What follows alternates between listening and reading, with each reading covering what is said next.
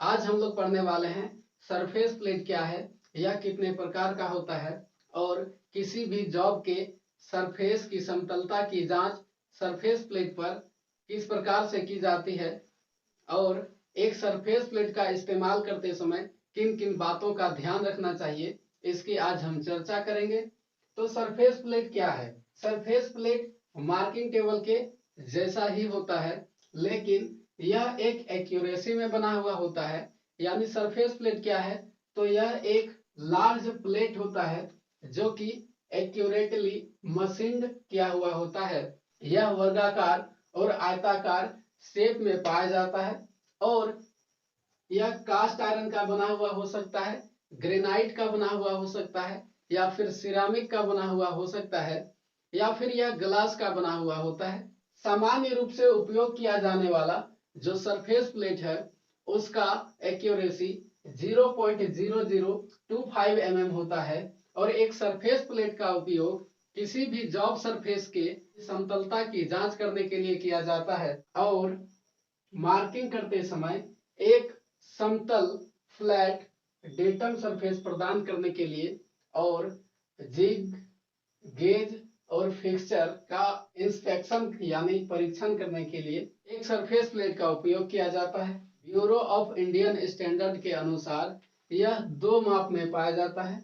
एक होता है 50x50 यानी लेंथ भी 50 सेंटीमीटर होगा और विड्थ यानी चौड़ाई भी 50 सेंटीमीटर होगा। इस सरफेस प्लेट का जो मोटाई होता है वह 2.5 सेंटीमीटर से 5 सेंटीमीटर तक होता है और जो दूसरा माप है वह है 100x100 यानी इसमें लेंथ 100 सेंटीमीटर होगा और विड्थ यानी चौड़ाई भी 100 सेंटीमीटर होगा। इस सरफेस प्लेट का जो मोटाई होता है वह 5 से 7 सेंटीमीटर होता है। सरफेस प्लेट को दो तरह से बांटा जाता है। पहला है on the basis of material यानी सरफेस प्लेट किस मटेरियल का बना है इसके आधार पर, और दूसरा जो है वह है on the basis of use यानी सरफेस प्लेट का उपयोग कहाँ करते हैं इसके आधार पर। तो हम लोग पहले सरफेस प्लेट के टाइप्स के बारे में जानेंगे। On the basis of material यानी सरफेस प्लेट किस मटेरियल का बना है इसके आधार पर यह कितने तरह का होता है। तो इसमें सबसे पहला आता है cast iron surface plate. Cast iron surface plate cast iron का बना हुआ होता है और इसके साइड में दो हैंडल लगा हुआ होता है जो कि माइल्ड स्टील का बना हुआ होता है और इस हैंडल की सहायता से इस सरफेस प्लेट को एक स्थान से दूसरे स्थान पर आसानी से ले जाया जा सकता है। इस सरफेस प्लेट का उपयोग जॉब के फ्लैटनेस यानी समतलता की जांच करने के लिए किया जाता है और ट्राई स्क्वायर की एक्यूरेसी जांचने के लिए भी इस्तेमाल किया जाता है। अगला है हमारा granite surface plate. Granite surface plate एक पत्थर के टुकड़े की तरह होता है जिसे ग्रेनाइट सरफेस प्लेट कहते हैं। ग्रेनाइट सरफेस प्लेट में जंग लगने की संभावना नहीं होती है और इस सरफेस प्लेट पर हीट और टेम्परेचर यानी उष्मा और ताप का कोई प्रभाव नहीं पड़ता है। ग्रेनाइट सरफेस प्लेट पर अगर स्क्रैच भी पड़ जाए तो इसका प्रभाव इसके एक्यूरेसी पर नहीं पड़ता है। तीसरा है हमारा glass surface plate. Glass surface plate जो होता है यह ग्लास का बना हुआ होता है और आप जानते हैं कि ग्लास में जंग नहीं लगता है। सरफेस प्लेट 3 ग्रेडों में पाया जाता है। जो पहला है वह है ग्रेड 1 सरफेस प्लेट, दूसरा है ग्रेड 2 का और तीसरा है ग्रेड 3। तो सामान्य रूप से ज्यादातर जो यूज किया जाता है वह है ग्रेड 1 का सरफेस प्लेट। एक सरफेस प्लेट का स्पेसिफिकेशन कैसे लिखा जाता है? तो सबसे पहले वह किस मटेरियल का बना हुआ है और उसके बाद उसके माप को लिखा जाता है यानी लंबाई और उसके बाद चौड़ाई और इसके बाद यह किस ग्रेड का है और इंडियन स्टैंडर्ड के अनुसार एक नंबर होता है उसे लिखा जाता है। सरफेस प्लेट उपयोग के आधार पर कितने प्रकार का होता है? पहला है वर्कशॉप सरफेस प्लेट।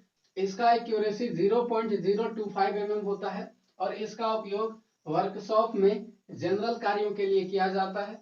दूसरा है इंस्पेक्शन सरफेस प्लेट। इसका एक्यूरेसी जो होता है वह होता है 0.0025 mm और इसका उपयोग वर्कशॉप सरफेस प्लेट का एक्यूरेसी जांचने के लिए किया जाता है।